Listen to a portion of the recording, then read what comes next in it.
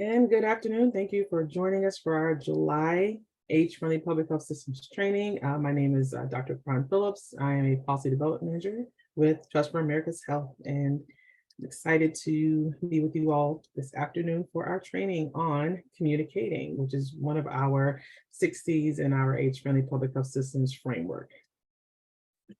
So those of you that are new to us and new to our trainings, just to tell you a little bit about TIPA. We are an independent, nonpartisan public health and prevention focused organization based in Washington, D.C. We are focused on advancing evidence-based policy with a very, very key focus on advocating advocating and having a strong focus on equity.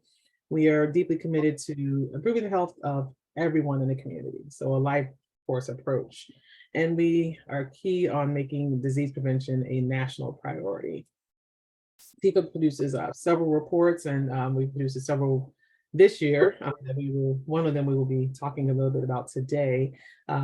We also have some that are specific to our age-friendly public health efforts. You'll see just a snippet of our example on housing, and we are going to be producing some other reports later this year, so stay tuned for that. Just a little bit of housekeeping. Please keep your devices muted while we are in the middle of the presentations. If you have any questions, please put them in the chat. We do monitor the chat, so you can ask questions to speakers, and we'll pull those up at the end. If there's other additional questions, you can send me a message or send my colleague Megan a message, and we'll respond to you. In addition, we also have closed captioning available, so if you need that, you can enable that for the session as well. And I want to turn it over to my colleague Megan now to talk a little bit about our framework. Thank you, Karan. I'm Megan Wolf. I'm a Senior Policy Development Manager at Trust for America's Health, or TIFA. Welcome, everyone, to our monthly training series. So as most of you know, if you've been here with us for the year, we are focusing our trainings, our monthly trainings, on the 6 C's framework, which provides the outline of public health roles for advancing healthy aging in a state or local or tribal jurisdiction. And what we've been doing is focusing on 1 C for each of our trainings, and using examples from the field, a situation or environment or report, to really provide the operationalizing aspect of the 6 C's. So today we are focused on communicating important public health information, one of the most important roles we feel like for the public health sector within healthy aging. So Karan, go to the next slide. To talk about communicating public health information, we're going to use the example of emergency preparedness today.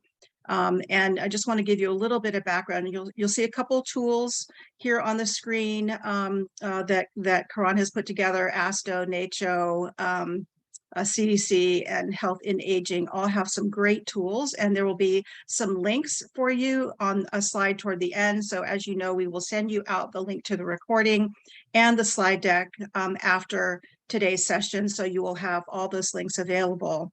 So we know that older adults can be much more vulnerable to weather-related and other emergencies due to impaired physical mobility, diminished sensory awareness, chronic health conditions, or social or economic limitations that may prevent adequate preparation for emergencies. And older adults living with dementia have even greater vulnerabilities.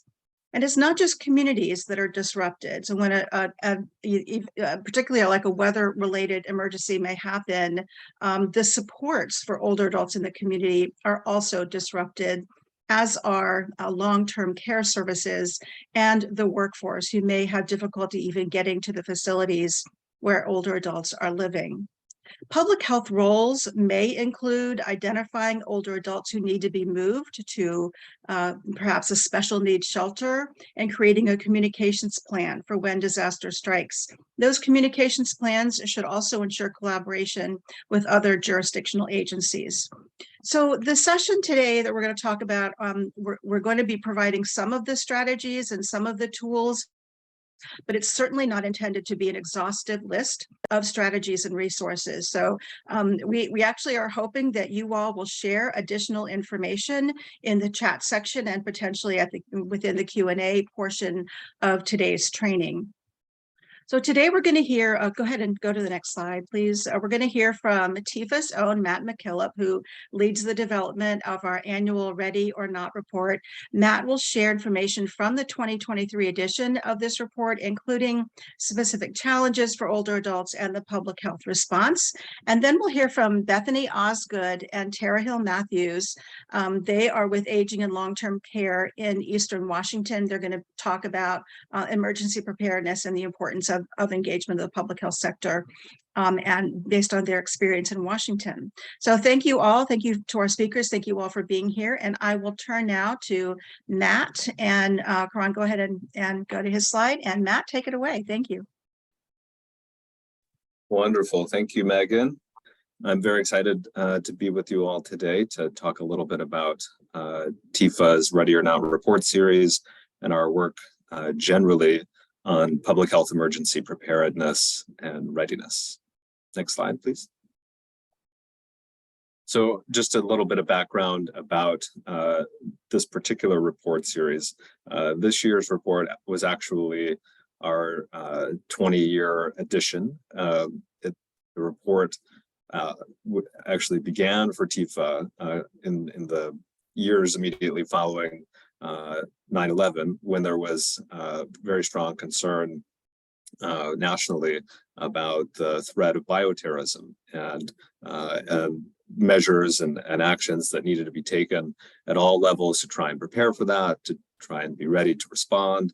And so at the time, there was quite a bit of federal action and funding that was put forth for that.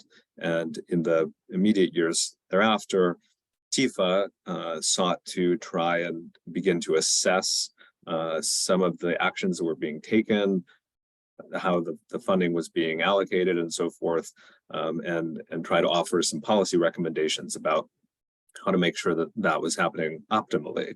And so, over the course of the last 2 decades, the report has evolved a little bit and has also been broadened to really try and take what we call an all hazards perspective. So thinking about, the whole range of potential emergencies that we can encounter and actions that can be taken, particularly at the state level, which is where we focus much of our assessment, but then of course also at the federal and local level to be very proactive and to try and think about how to prepare ahead of time, and then have the wherewithal and the plans in place to administer an effective response. Next slide, please. So this happens to be our report cover this year, and I'll get into its components.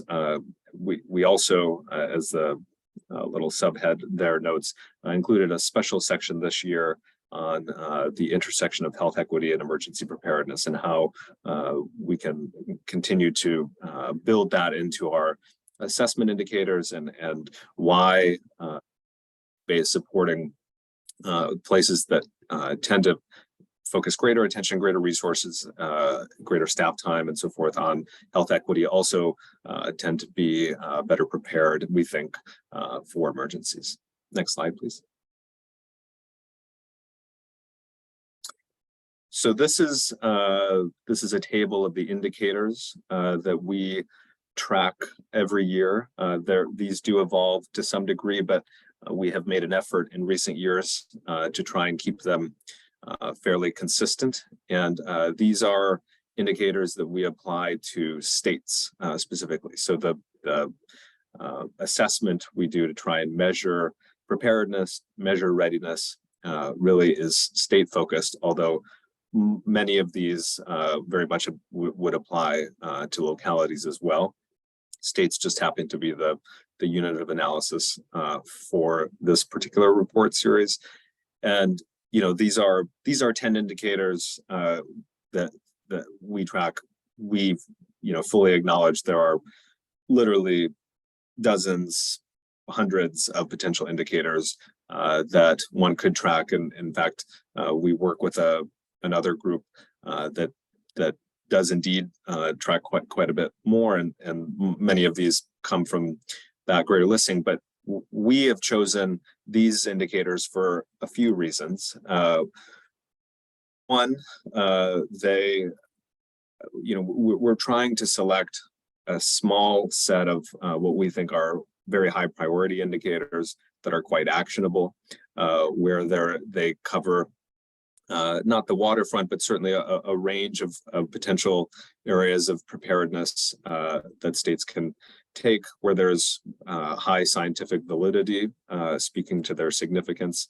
And I think many of them are significant in and of themselves, but also sort of serve as proxy indicators, whereas progress on a particular indicator would also speak to preparedness for a range of actions and related activities. So I won't speak to all of them, but just to kind of give you a sense of some of them, part of what we look at is whether or not states' public health agencies are accredited by, for example, the Public Health Accreditation Board, whether their emergency management teams have been accredited by the Emergency Management Accreditation Program. These are a couple examples of what I was mentioning in terms of proxy indicators, where, of course, there are a whole host of standards that agencies need to comply with and comport with in order to receive and maintain accreditation. And so we think that this speaks to a certain level of sophistication and staff levels and funding levels and resource levels and capability that can really be important and sort of core elements of public health agencies that lend themselves to effectiveness during emergencies. We track public health funding from year to year. This is an ongoing priority for TIFA.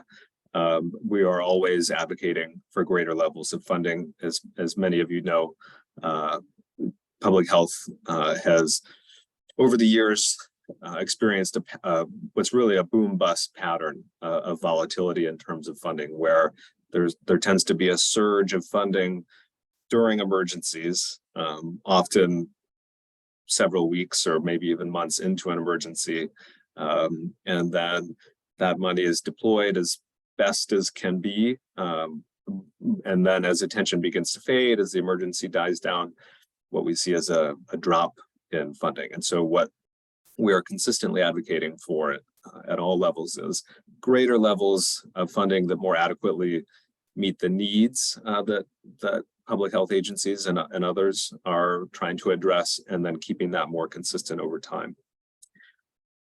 One indicator that speaks to sort of capacity to, or a couple that speak to capacity to respond to emergencies are adoption of the nurse licensure compact, for example. And this speaks to whether or not states have the ability to bring in nursing staff from across state lines and allow them to begin to practice immediately. We saw several times, unfortunately, throughout the COVID-19 pandemic, in some of the most acute phases where hospital systems were, reaching the point of being nearly overwhelmed. And so being able to maintain adequate staffing levels throughout the healthcare system and throughout public health agencies as well is critical. There's another indicator that speaks to public health laboratories having a plan for a 6 to 8 week surge in testing capacity. Obviously, that was vital during the pandemic. And so happy to answer any specific questions about these indicators, but just wanted to kind of cover some of them to give you a flavor for what we're looking at. And then essentially states are scored relative to one another on many of these. And so, for example,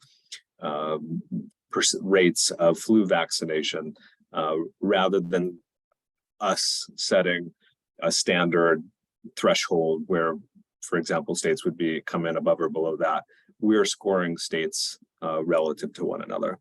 And that's an effort to both meet places where they are, as well as the recognition that on some of these, there is no sort of defined level of prepared versus not prepared. And obviously, progress is always important across all of them. Next slide, please. So we then roll all of this up into an overall score, and we break states out into 3 separate tiers: high tier, middle tier, low tier, and then speak to for every state, what were the indicators where where there was greater room for improvement, and why improvement on those particular indicators would help states better prepare themselves, improve their capacity to try and respond. So as you can see here, pretty even breakout across the country, and this is fairly typical. Over the years, we tend to see some variation, but there tends to be quite a bit of consistency in terms of where how states break out in terms of numbers, as well as which states tend to commonly be within the high tier versus the low tier. And of course, we're the first ones to say this is only meant to kind of be the beginning of a conversation about the level of preparedness in a particular state. And it's often the case that some regions of a state are much more prepared than other regions of a particular state, perhaps of a capital city versus rural divide, or something to that effect. And so this is an incomplete measure, but we think hopefully an actionable and accessible assessment that policymakers and others can begin to consider where they stack up in terms of neighbors and peer states, and how they might respond to improve their level of preparedness. Next slide, please. I mentioned earlier, we also in this particular report include a special section that dives into the evidence base for the connection between health equity and resilience and preparedness for emergencies. There's a lot of data to show that places that are either achieving greater levels of health equity, or where it's at least a greater area of focus, perhaps there's dedicated staff to try and make progress on that area, those places tend to also achieve better outcomes when it comes to how residents in those areas are faring during emergencies. And so we actually undertook an effort to see if we could add to our indicator set that would more specifically speak to health equity. And we didn't actually add an indicator this year. It's an ongoing effort for us, but we did want to kind of discuss both that intersection in the special section, as well as a range of indices and that we looked at that might be helpful to others that contain a whole host of measures of health equity. Next slide, please. The other major piece of the report is a section that offers specific policy recommendations, primarily at the federal level, as the indicator set sort of serves as policy recommendations in a sense for states. So these recommendations are primarily federally focused, but certainly pertain, again, to every level. I go into detail on all of these, but just to kind of quickly go over a few, I mentioned earlier the real importance and sort of central importance of achieving greater levels of public health funding, and then keeping that more consistent over time. You probably heard folks speak about the importance of building out the public health infrastructure. And this is really a vital component of that. And, with stronger core elements of public health agencies, it allows places to be more nimble. It allows them to be prepared for a whole range of potential threats. And so this is kind of a core element.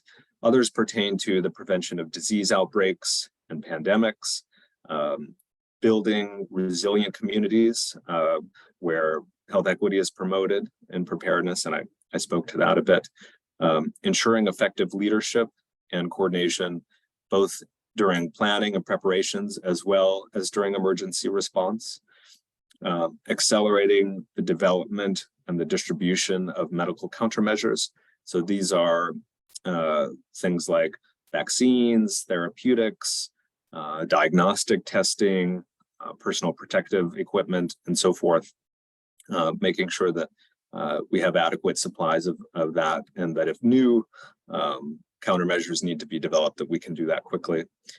Readying the healthcare system to respond during and recover from emergencies. For example, helping hospital systems to coordinate regionally so that if there's a weather-related emergency, for example, that hospitals can work together to make sure that they are sharing their capacity levels to respond and diverting patients as necessary effectively, and that's a coordinated system. And then finally, preparing for environmental threats and extreme weather. This is an increasing area of focus for us as we're seeing, the continuing rise of weather-related emergencies connected to climate change and how that is impacting the country, and it's an area of focus we see for states and localities that are increasingly focused on steps that can be taken to adapt and to better protect residents. For example, during extreme heat, as much of the country has been experiencing the last few weeks. Next slide, please.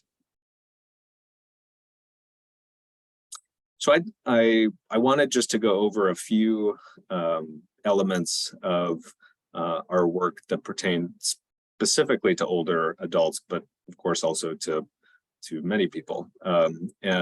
First, just to kind of cover some specific challenges as well as actions that can be taken proactively and then during emergencies to try and respond. First, and Megan spoke to this earlier, physical vulnerabilities, right? Older adults often have existing health conditions, whether it be heart disease or diabetes, for example, that can be exacerbated by emergencies. And so knowing that, it's really critical that governments, public health agencies, community organizations, et cetera, really collaboratively develop and disseminate clear guides on emergency protocols, making sure that those are accessible to a range of stakeholders, and that these bodies really also must ensure that emergency shelters and facilities that, for example, people might be evacuated to are fully accessible, that they're equipped with necessary amenities, and that they're staffed with professionals who are trained to meet the needs of the kind of residents that might be coming in, perhaps with physical impairments. Next slide, please. Another challenge, and I know that this is largely the focus of today's training, is communication difficulties. Some older adults may have hearing or vision impairments, or may not be familiar with or have access to digital technologies. And this can make it harder to receive updates and instructions. And that then necessitates that communicators utilize multiple platforms to ensure that the sort of advice, the guidance that's being disseminated reaches everyone. And so this can include traditional media, community networks, direct contact, sometimes even organizing door-to-door efforts to ensure that the information that is being disseminated is clear, concise, and actionable. Next slide, please.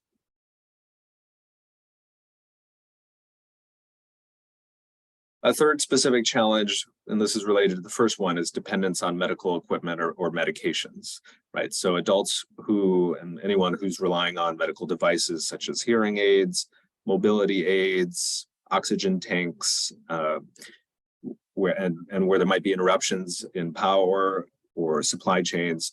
And this can really take an emergency and exacerbate kind of existing challenges that people have.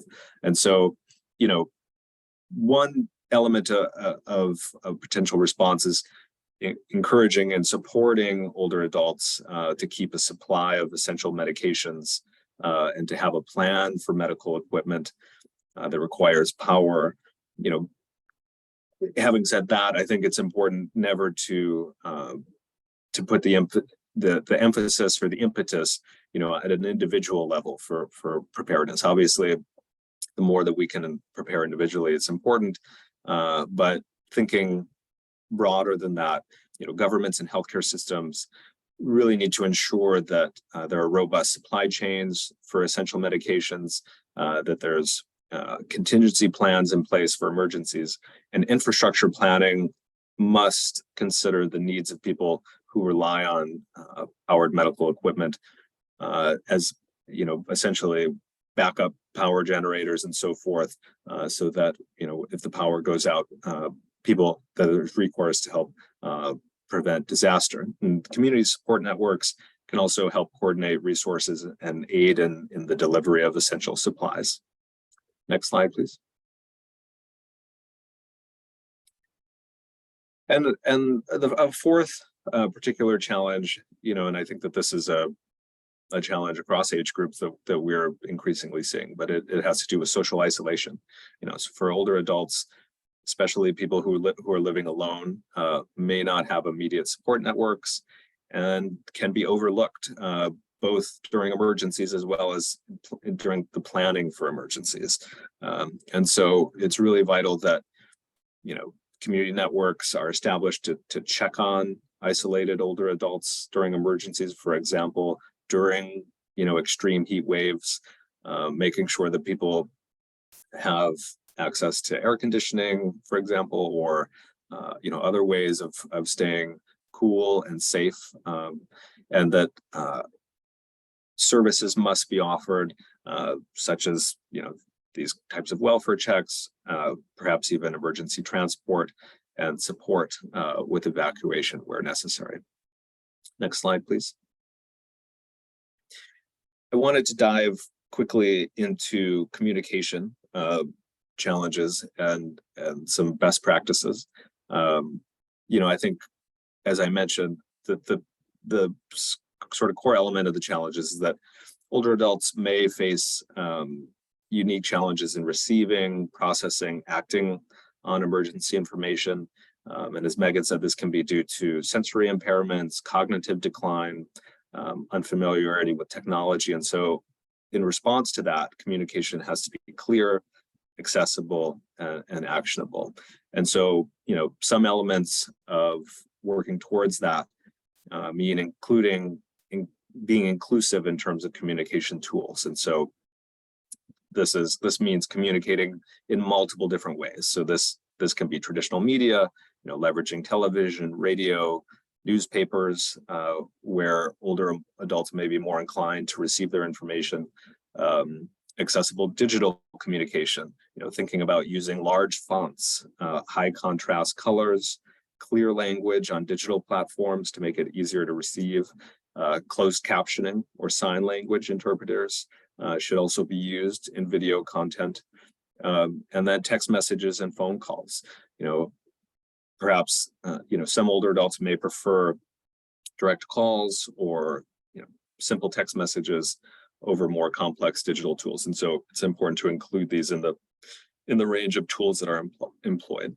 Next slide, please. There is evidence to show that personalized communication can be effective, particularly in preparing, in the days or weeks ahead of emergencies. Health messages can be personalized to older adults' needs and abilities, and this can include specific guidance for people with chronic diseases or easy to follow instructions for people with cognitive impairments. In terms of community-based strategies, we see the importance of peer communication. I think this is true for everyone, but older adults may trust and understand information more when it's coming from their peers. And so recruiting and training older adult volunteers to share information can be effective.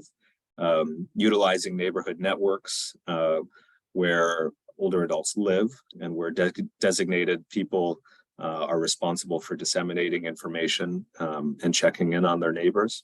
Next slide, please. Just a couple more. I think it's important to always remember to reach out specifically to caregivers, keeping caregivers informed and providing them with guidance on how to communicate effectively with the older adults they're caring for, and also steps they can take to help keep the person that they're caring for safe, and support that's out there for caregivers. And then finally, healthcare provider communication. Certainly healthcare providers play a key role in all of this, as they often have established relationships and trust. And so making sure that these messengers are able to share information about emergency preparedness and response with their older adult patients is helpful. So both including them within the planning as well as being a key stakeholder for disseminating this. Next slide, please. So just to wrap up, these are just a few kind of forward-thinking strategies that I think we should all have in mind as we're engaged in emergency preparedness generally, but particularly when it comes to older adults. One is thinking about technological solutions, so emergency alert systems, for example, developing and implementing alert systems that are tailored to suit the unique needs and preferences of older adults. And I touched on a few of those elements earlier. Telehealth services, strengthening telehealth services so that their use can be promoted, and that providers are, that reimbursement systems and licensure and so forth have been worked out to help maintain access during emergencies. And this was, I think, particularly useful in the early months of the COVID-19 pandemic. Next slide, please. I think when it comes to policy and planning, there's a couple really key elements, and one has to do with inclusion in that planning. It's vital that older adults and their representatives are included in emergency planning at all levels to help ensure that their specific needs are considered. And I think this best practice really applies to every cohort of people, and that policies are supportive. So developing and implementing policies to provide resources and support for caregivers and to safeguard the rights and the well-being of older adults during emergencies. Next slide, please. And this element, community engagement, speaks to some of what I touched on earlier. Having welfare check programs where people can regularly, where there's a practice at all times, but that can then be relied upon during emergencies, or perhaps deployed during emergencies, regularly checking on isolated neighbors, particularly older adults, during emergencies, and providing that necessary support, and then establishing and training community volunteer teams to provide this kind of support during emergencies, and maybe even helping with evacuation or the delivery of essential supplies. Next slide, please. And that concludes my slides. I know we're going to take care of questions at the end, so I will just pause here. Thank you so much, Matt. I really appreciate all the strategies. And one in particular, I don't think that I had thought of or heard of, making sure that healthcare providers are included in that communications aspect of emergencies for older adults. So that's a really important one. So appreciate it. All right, let's turn to Bethany and Tara now and ask them to share with us from their perspectives. Well, thank you, Pat. Thank you for presenting. And my name is Bethany. I am the Planning Resource Director, Tribal Liaison, and EMS Coordinator for ALT-Q. And Tara, want to introduce yourself? Yeah, hi, I'm Tara Hill-Matthews. I'm the Dementia Resource Catalyst at Aging and Long-Term Care of Eastern Washington. Happy to be here. Thank you. Great. Next. So after seeing that wonderful fire drill, on a scale of 1 to squirrel, how are you feeling today? Everybody just put in the chat if you're feeling 1 or 2 or maybe 8, you're singing. Number 4, want to get your Halloween on. We're just curious. I'm number 3 usually.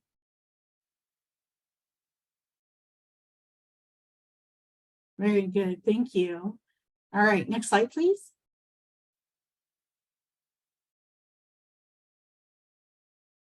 So we are in Eastern Washington. You can see the top, we have the Canadian border, and on the right is the Idaho border. And we're serving aging and long-term care. We have 5 counties. We have everything from suburban, urban, to rural, frontier rural, and oh my God, where am I? My GPS won't work. Next slide, please.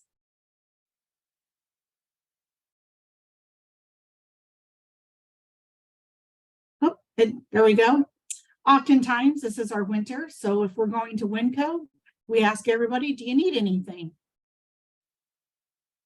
That's us, way out in the middle of nowhere. Next slide, please. All right, Tara, go ahead. All right. So our main goal is to target dementia in the places where it will make the most impact. That's probably obvious, but we're looking at a lot of things to figure out where that main impact is. First of all, Alzheimer's and dementia diagnoses are on the rise. So right now it's the 3rd leading cause of death in the US. And also the Alzheimer's Association predicts that by 2060, the number of people who have Alzheimer's and dementia will double. So this is an increasing problem. It's one that we're dealing with at an increasing rate. So some of the gaps that we experience in Washington are, I'm sure that everyone's experiencing this, but the workforce development shortage. So we're experiencing a huge shortage in gerontologists and caregivers and EMS and RNs and home health care workers and etc. Another thing that we keep hearing over and over again is respite care, a shortage of respite care, so that care partners can have breaks. And then in our area specifically, we cover 5 counties, like Bethany said, so it's a large region and a lot of rural people. So the rural access to care is something that we're working on as well. To do that, we have a few things. So I'm going to give you a little taste, a little teaser of what we're going to talk about later, which is for the communication, we're doing a lot of training for first responders and providers and other professionals. We're also hoping to expand the access to legal and long-term care planning, and then also direct services like support groups and one-on-one counseling, things like that. So next slide, please. This is just some numbers. So I know that some people are visual learners. This is the data specific to Washington. If you look at the column on the far right, that's our whole service area, so all 5 counties. You can see that the number of people who are age 60 and older will go from 33,000 to 39,000, almost 40,000 by 2030, which is a 20% increase, pretty big. And then also on a more local level, I said that dementia is the 3rd leading cause of death in the US. It's also the 3rd leading cause of death in Washington and the 4th in Spokane, which is where we are. Next slide, please. So a big piece of what we do at Aging and Long-Term Care of Eastern Washington is we have a 4-year area plan. It has to do with our allocation plan, our budget, all the money that we're spending, what our priorities are, our issue areas, our themes, our goals, everything that we want to accomplish in 4 years with our entire team. And a big part of that is our disaster and emergency planning document. We'll be more than happy to send it to you, but you can also see the past emergency planning document at our AltQ website. This is a very large document that takes in almost all of the things that Matt had talked about in his previous presentation. So communication, working with providers, working with our public utility district, our EMS, fire, police, ambulance. We belong to several emergency planning coalitions that partake in exercises. So the newest one right now is going to be a train derailment. We belong to the Washington Track or WA-TRAC emergency alert system, and we have a whole calling tree. So everybody in our service region will get a phone call or a personal visit in the event of an emergency, which whether it's Mother Nature or unplanned emergency. We're also on the Avista, which is our public utility district emergency planning. And we started a pilot program for people that can receive generators and emergency durable power equipment for oxygen tanks and other pumps and things like that, as well as air conditioning, fans. And so we continue to implement all of these emergency planning communication systems throughout the region. So we have a statewide, a countywide, a region-wide disaster plan and communication plan that we develop and update. In addition, with our fire departments, they have rack cards that go on all of the ambulances and all of the fire trucks in the region that can contact us during an emergency, a falls, or any other things. And there's multiple ways to do that. They can text us, they can phone call, they have virtual platforms that they can do, as well as Governor Biden also just extended our ability to have high-speed internet in our rural areas. So that's under construction at the moment. We also wanted to share that we have our care transitions team, our medication management team, and other teams that will walk with you after you get home from the hospital to walk you through anything that you need: food, housing, ramps, medication, durable medical equipment, talking to a pharmacist, talking to a provider, and preparing if there's an emergency post-hospitalization. And then I'll share also our Check and Connect, which is pre-emergency.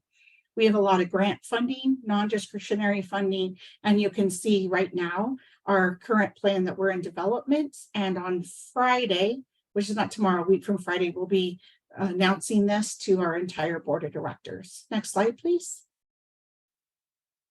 Just some fun little things. We have WATRAC.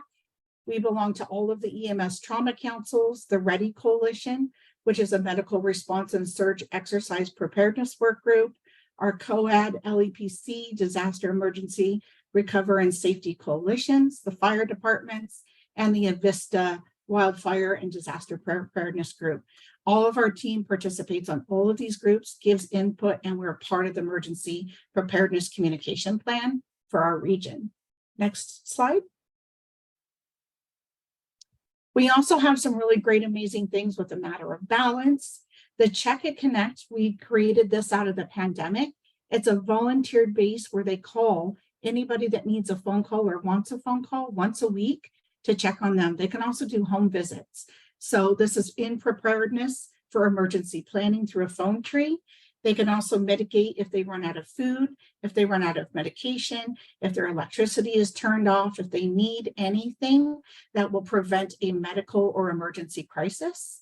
We just received the U.S. Aging Immunization Grant for No Wrong Door, and we'll be giving COVID boosters, Prevnar, shingles, flus, and other immunizations at all of the different emergency preparedness health fairs that happen this fall. Next slide, please. We also have a very robust tribal partnership. I'm the tribal liaison for our state. We promote savvy caregiver and wisdom warriors. We have our 701 plans. We're working on early diagnosis and early stage programming, provider support, cross-agency referral. So right now we're working with the Spokane tribe, the Kalispel tribe, and the Colville tribe, Confederated Tribe of Indians, Native Project, the American Indian Health Coalition, 988-911, and the American Community Center, all on a disaster and emergency planning, as well as the 988 call center for emergency planning with the suicide. There's the what they call the tribal 988, which is Native and Strong, and that also mitigates emergency preparedness. We have a lot of preparedness, emergency crisis and disaster planning, which we do yearly with the tribes going on tribal land and people coming off tribal land if there's a wildfire or a natural disaster. Next slide, please. We also have what we call access to care, pharmacy, and provider deserts. So oftentimes in some of our rural communities, it takes anywhere between 90 minutes and 2.5 hours to travel to a clinic or a hospital. There's not regular open pharmacies, medical clinics, urgent cares, and other access to care. So what we're doing is we're partnering with the fire departments and the rural ambulances to be able to provide in-home medication assistance, home delivery of medication, mobile clinics to do urgent care or check on diabetes, heart disease, or other people that are living with medical equipment that's electricity bound. So we're working on a community paramedicine program that will do those in-home visits to mitigate that emergency or to prepare that person if there is an emergency. Next slide. This is my passion project. We're really excited to share with you. It's something near dear to my heart. As you can see, I'm driving my fire truck right there. I'm also a lieutenant and firefighter EMT resource officer for a very rural fire department. That's our brand new engine. It's loud and it's big and it makes great noise. I love it. But what we decided with our dementia grant was they put in a one-liner that said, you will come up with some sort of training for first responders. That's very ambiguous. So we took this on and we were like, okay, how do we blow this up? So we have the very first multi-agency platform that is accredited, medical control. It has CEU credits, provider and MD oversight, tribal oversight, LGBTQ oversight, and will be approved by the Department of Health, and then also FEMA.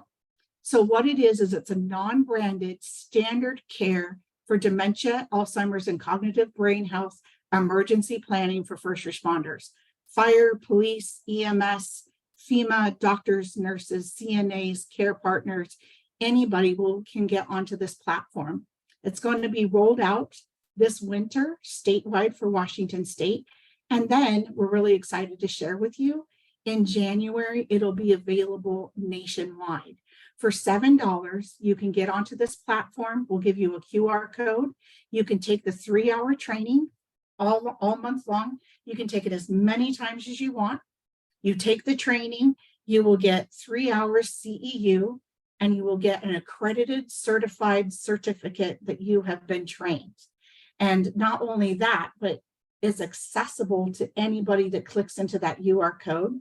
It's a virtual platform training, and then you can print off a skills assessment to take to your home agency and run through that skills assessment with your team, with yourself, or with your staff members. It's going to be offered through EMS Connect.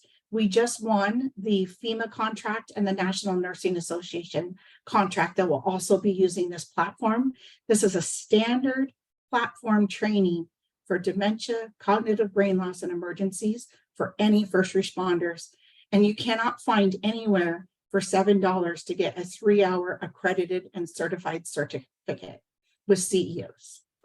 So that's my passion project. That's what we developed. And we also have an oversight committee that will be approving it in October. Next slide, please.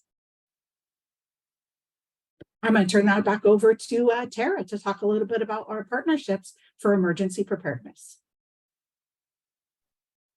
Yeah, so Bethany talked about this a little bit earlier. We are working on a joint RAC card with the Spokane Fire District. Sorry, block for a second.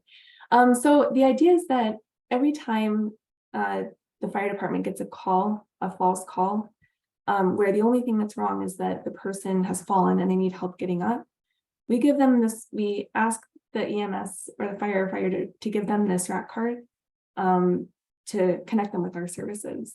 So we offer a falls prevention class called A Matter of Balance, and also some other programming for falls so that people to prevent falls. Next slide, please. The other really cool thing is the back of that RAC card also has information on emergency preparedness, dementia, and other programs through our aging and long-term care services, including we will be developing on our website an actual pull down. So if it's after hours, any EMS agency or responding agency can get on our website and find a 24-hour number to turn electricity back on or to find emergency medical equipment. So that's also being in that communication piece where we'll have a link on a phone or on a tablet to access 24-hour help for water, electricity, or medical equipment. Sorry to interrupt, Tara. Go for it. No, that's fine. Thanks, Bethany. All right. So I'm not going to read this whole slide. I know that we're kind of running out of time, but our main goal is to, as an agency, is to help people live at home gracefully. So for people living with dementia specifically, we do a few things. For all of our programming, all of our communication, we have two main goals. The first goal is to promote early diagnosis of dementia, because if you have a plan in place, if you know that you might be getting dementia, then you have fewer emergencies down the road. The second thing that we want to do in our programming is to reduce the stigma of dementia. So especially in in all of our communities, where we want to reduce the stigma so that people are less afraid to get a diagnosis, and so that the community is more supportive and knows how to deal with the diagnosis. So in order to do that, there are a few things that we're working on. So we have three main prongs of our plan. So I am doing mostly communication for professionals, do a lot of education and trainings. We also have a dementia care specialist who works one-on-one with people who are living with dementia and their care partners. And then we also partner with the Alzheimer's Association to provide community programming, including support groups. I want to point out that this is for people with dementia and also for people who have a possible diagnosis. It can be really difficult to get a diagnosis, so we help everyone who thinks that they might have dementia, even if there's no diagnosis. Also, just really briefly, we do partner with our state plan for dementia through the Dementia Action Collaborative. Their partnership is really important, and they have a couple of really important things like the Dementia Roadmap that helps guide people who just received a diagnosis through the process, and the Dementia Legal Planning Toolkit, which guides people through the documents that they need in order to reduce stress later. Next slide, please. So just briefly, our goal is to support care partners throughout the diagnosis. That's kind of the blue one there. The second thing is to kind of reduce emergency mode by encouraging people to plan for the future. And then we want to reduce the stigma around the disease and help people understand the disease. Next slide, please.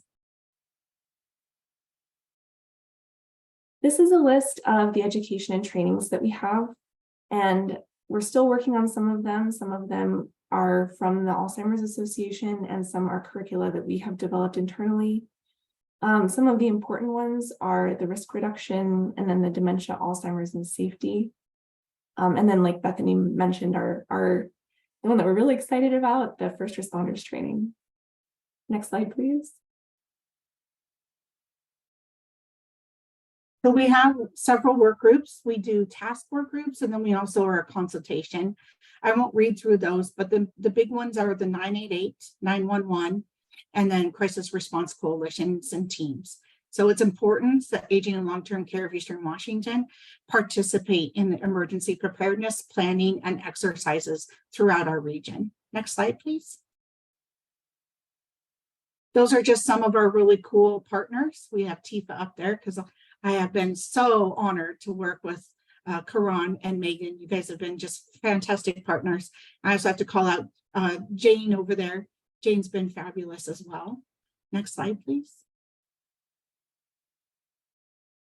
And then some Dementia Friends. So because we are a DFC, Dementia Friends, and those are some of our local and state partners. Next slide. If you're curious about our Check and Connect, there it is. There's a phone number. It's staffed 24/7 with volunteers. And we also do emergency planning. Next slide, please. Community Living's connections. We have some wraparound services, pre and post emergencies. Next slide, please. And obviously there's a cow in the room. Is there any questions? Well, we did have a couple questions, but unfortunately we have run out of time. So Bethany, Tara, and Matt, thank you so much. I hope that we can share these questions with you, and maybe you can send us back some answers that we can include in a follow-up email. So we'll do it that way this time. Thank you all so much. Bethany, I don't know how you do everything you do. You must have several clones to make sure that you can accomplish all that you do. really amazing work. Matt, thank you so much for presenting the TIFA report and additional thought given to those strategies. So I'm going to just stop here. Thank you everyone for being here and turn it back to Karan for a couple of final words.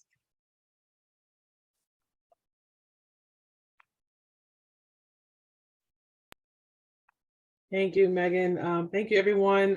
As we noted, I have a copy of these slides, and there's some links that we also wanted to make sure you had. So those will be in the slides. We'll also include them in our follow-up email if you've registered for the training.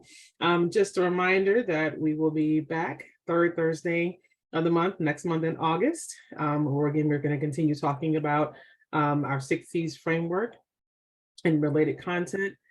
And just to close this out, if you are viewing a recording, and this is only for people that are viewing a recording, you can pause the training right now, pause the recording of this video to record your attendance to account for attending so that we can keep track of you if you are on your way to becoming an age-friendly public health systems champion. So pause, you can use a QR code, or you can navigate to the website listed. And again, this is only for people that are attending the recording. And thank you all so much for joining us today. Thanks, everyone.